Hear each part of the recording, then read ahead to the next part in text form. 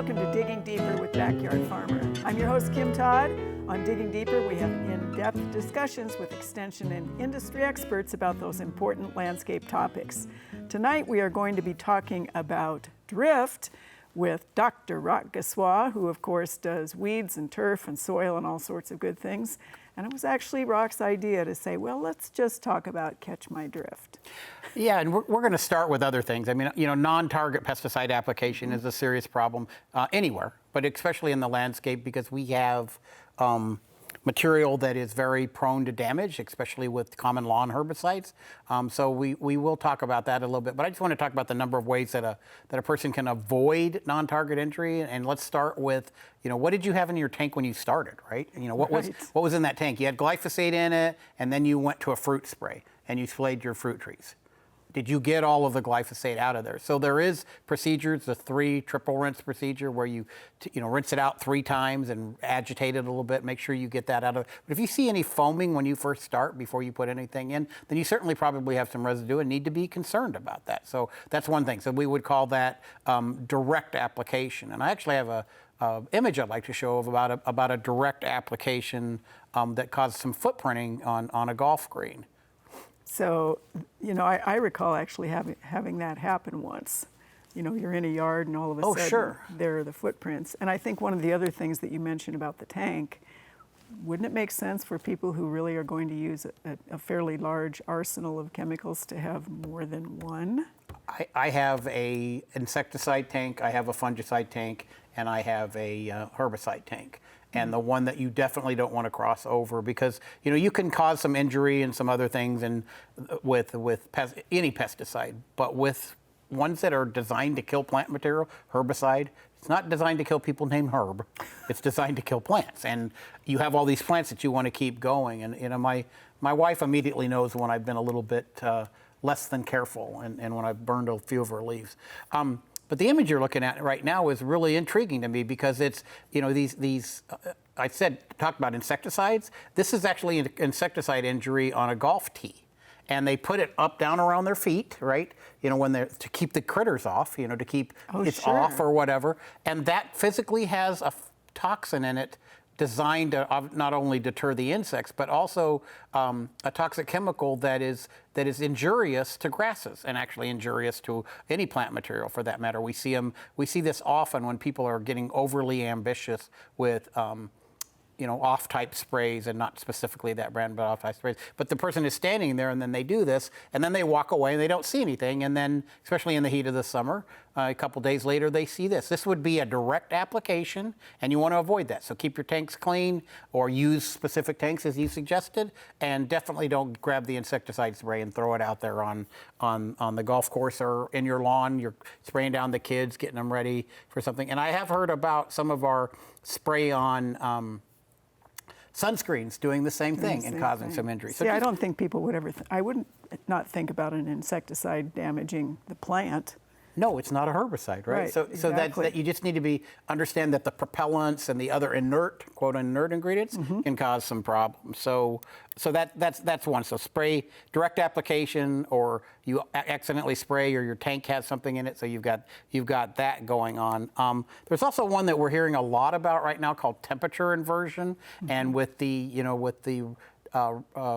dicamba ready plant material that's out there and making great gains in terms of the use by row crop people, we know that dicamba is very prone to inversion. And inversion is really kind of freakishly odd because normally as you go away from the Earth's surface, it gets cooler. Right. But sometimes we get a warm layer, especially if it's foggy or you've got some low cloud cover. That layer can sometimes be warmer, and that causes an inversion where material can actually move off the site, move over, and then when the inversion causing temperature changes, just drop right down. And I've seen some unique pictures where it was like nobody sprayed within a half mile, and that happens. We don't see that in the home and garden much, but it does occur, and that's the other way you could do it. But then finally, do you want to get my drift? Drift is probably the number one culprit in the lawn and garden. And there are a number of things you can do to make sure that you don't have some of these things associated with drift. Number one is don't spray when it's windy. Hello. It's really simple. Don't spray when it's windy. Now, do you have to get a really in-depth digital, I think it's called an anemometer, but, a wind gauge? And, they have some really nice ones out there, and you can get them in your farm appliance stores or whatever. But do you really need that? And actually, I have a couple, what I've used for years, because normally you don't want to be spraying, above about 10 miles per hour. And I have a couple of graphics I'd like to show now that'll basically kind of take you down the line. The first one gives the origins of this methodology, which I find really intriguing, because this is something that we knew about, back in like 2000 or 1906. Wow. And it's what sailors used. It was used for gale-forced winds and, Sure. and that sort of thing. And here's a graphic from that original publication, which I find really intriguing. But this scale has been used by a number of people. But if we see in this next graphic, what you'll see is that we can use things like tree limbs and leaves and other things. And you see that, I've got two colors here, and the red is you don't want to be above about 7 to 10 miles an hour, only to be 100% sure that you're not going to see drift. And that's not really very windy. No, not a at little bit all. of rustling in the leaves, but when the twigs, larger twigs start to sway and stuff, if you're out there spraying, you're welcoming the invitation for off-target placement of whatever you're spraying. And even with some of our organic chemicals, which are, some of them are non-selective, they can move off-site and cause injury to the plants you want. So I really like this scale, simply because, and you look and see it. If leaves are rustling and twigs are starting to blow, you're coming close to that magical 10 miles per hour. And actually the label, and we're going to mention this a couple of times, the label is your resource for the majority of this, because the label will say do not spray in temperatures above, and that's another way drift can be accelerated, is under high temperatures, because many of these chemicals do have volatiles in them and they can move, or certain formulations, that are ester formulations can move when it's hot along with the wind. So there's a lot of information on the label, and that's always your go-to source for credible information, because they've done a lot of work to make sure that they don't have off-target placement. It's not that these are these evil empires that don't care what happens. They do. They don't want bad information about their thing. But drift does occur. And when drift does occur, the question is it drift? And I have a sample here that when you look for drift, especially with broadleaf plant material like tomatoes and peppers and our deciduous trees, you usually look for cupping of the leaf, which is evidence of some what we call epinacity, or differential growing, and so it causes the leaf to cup. Sometimes it can cup down, sometimes it can cup up, sometimes it can just be all wavy and kind of funky looking, right? Well, when that happens, that could be an indication of drift. But one of the more common things that happens is that we see aphid injury, and this is an oak on campus, and when we look at this oak, we see some very characteristic twirling of the leaves and cupping of the leaves down on the lower portion, and then even up a little bit higher, and then some leaves up here that look less effective, which is also an interesting way to identify a pesticide drift or a off-target placement of a chemical. This is not drift. This is aphids. And aphids make leaves cup, and so what do you look for? Well, if you could feel this at home, this feels very sticky. And the honeydew and everything that's produced by the aphids can be down here. If you see a lot of ants in the cup, even if you don't see aphids, that's usually an indication that they're in there doing what they do. Or if you see a branch like this, and then down below or on lower leaves, because aphids don't go throughout a tree or a shrub, and it's sticky down below, that's probably going to be aphids, and you certainly don't want to say, well, I'm going to sue my neighbor because the aphids came in, right? So you got to be very careful about misidentifying. When we had our recent hot days, especially on that new growth, right, a lot of plant material showed cupping. Right. That was just a drought response. And with almost minor exceptions, because like I said, drift does occur. But nonetheless, there's no reason to immediately assume that something has happened, that the farmer down the road or the lawn care operator or you or your spouse, in my case it would be the spouse, has done something really stupid. It may not be.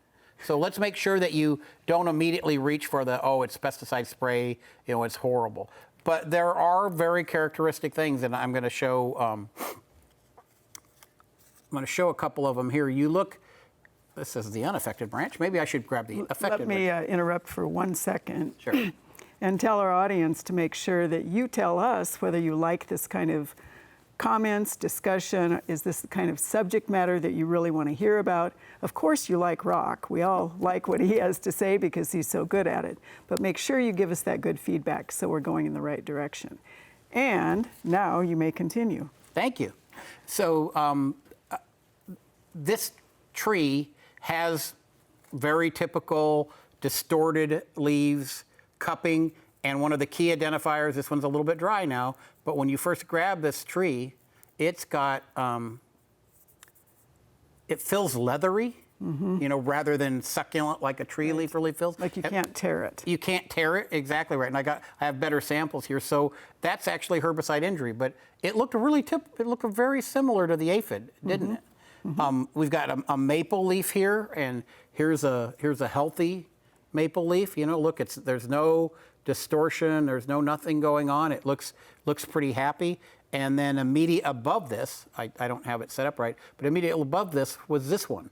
That one's definitely cupping. It has the leathery feel to it, and sometimes the leaves are striated. You see that little striation in there? That's often typical of herbicide injury. If you see spotting, that's more typical of aphid injury, right?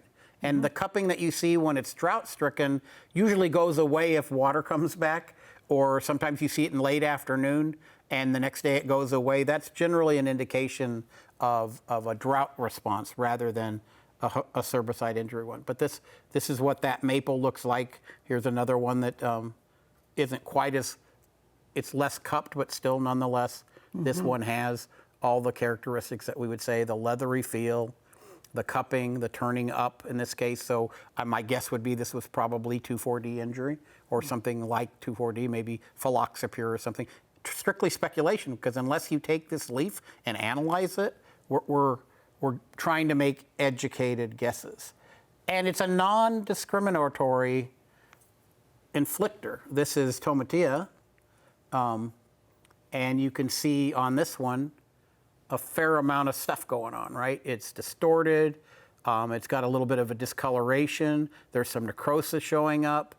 But the question is this plant gonna be okay?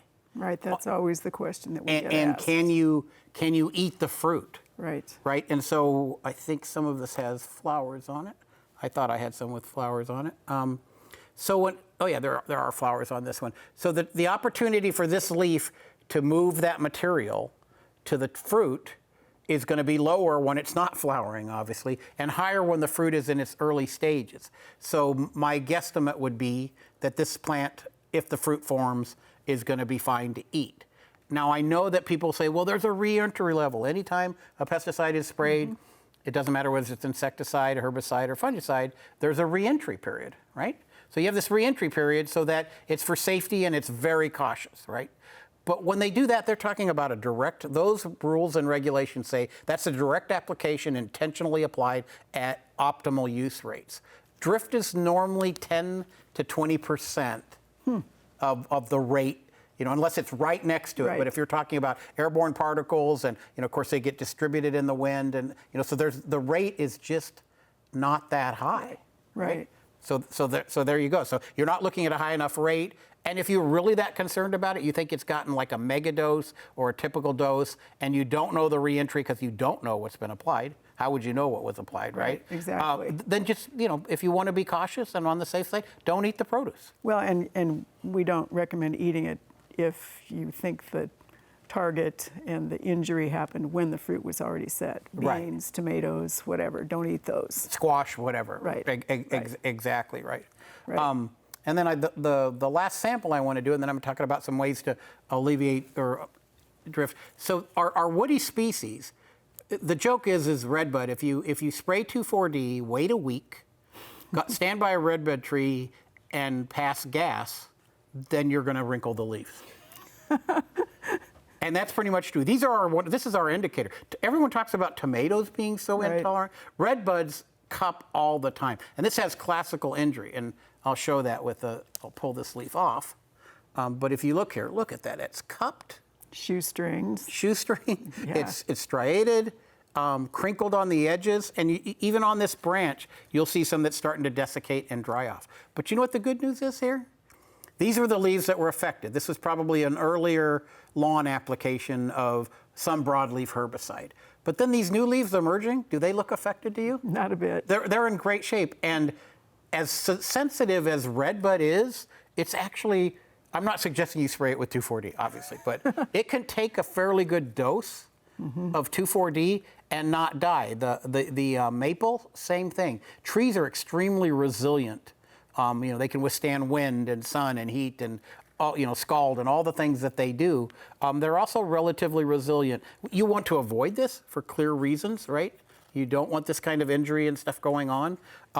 But rest assured, for the most part, and you're not going to eat the redbud, you're not going to eat the maple leaves, right? So we're less concerned about non-target application or drift onto material that we're not going to eat in the ornamentals. Some other species, I've seen Rudbeckia right next to hosta, and the hosta has nothing wrong with it, and the Rudbeckia is toast. Yeah, it's just lost, right? And it doesn't recover. So once again, this is about care in the environment, making sure you don't do things incorrectly, and hoping that you're not near or close to an inadvertent application of a pesticide. So how do we keep drift out? Well, we said don't spray when it's windy, and that was a little bit tongue-in-cheek, obviously. But there are other things you can do. If you use a backpack, a pump sprayer, like the traditional Hudson, not anything against the brand name, but it's a 3-gallon container or a gallon container, and you physically pump them up, the tendency is for consumers to pump it up, just pound on it, right? And get it really, really high. So the pressure is, and then they don't have to pump it again as frequently. The higher the pressure, the greater the potential for drift. So my sprayers have a little pressure gauge on them, and I take them to the pressure that I know will create a droplet. Fine droplets are created at higher pressure. Larger droplets are created at lower pressure, but you certainly don't want it dripping out the end of the wand, right? So you find the pressure that you want, and you can buy pressure gauges online or at most of the garden stores that go right on the tank, so you know how much is in them. Trigger sprayers always deliver it at about the same rate. Now let's talk about the nozzle, right? All of them have nozzles, and you can open it wide open and squirt this thing that will squirt across the room. We could have fun with that, with water, right? We could. We could. But when you think about it, if you atomize it and you take it to that really spray one, and you're standing up fully erect, it just goes, and how much of it actually hits the leaf? Take a look at that sometimes. So you make a coarser spray and it hits the leaf, or you get closer to the plant material when you spray. It's pretty simple. Or you wipe it on with a paintbrush. There's a number of things you can do to minimize drift. But even if you're going to use those sprayers, don't overpump. The backpack sprayers that have the single handle, they actually regulate relatively well, because you can't really overly pump them, right? You just keep on pumping while you spray. It's the ones that you go like this on the. Yeah, it's the one on the tops that works out. And then finally, drift is real. We know that. We see it's not as catastrophic as many people think, especially with our non-edibles. It can cause some injury, but we see it almost every year on campus on redbuds, and not because of a lack of care by the people managing the landscape, but simply because, once again, redbuds are so susceptible. We see it in home gardens right next to lawns, where they've got a garden kind of thing, and it's right next to lawns. We see it there. Just be careful, read the label, pay attention to the wind, and I think you'll be fine. And Rock is absolutely right about all of those, because if you do that, you are not going to send us quite so many questions on Backyard Farmer about what's wrong with my tree. And we have to come back and say, oh, well, it's this or that. So, well, unfortunately, that is all the time we do have for Digging Deeper with Backyard Farmer. We want to say thanks to Rock, of course, for coming in and talking to us today. And next time, we'll be back with another in-depth discussion. Do be sure to watch Backyard Farmer live every Thursday at 7 p.m. Central on Nebraska Public Media. Thanks for digging deeper with Backyard Farmer.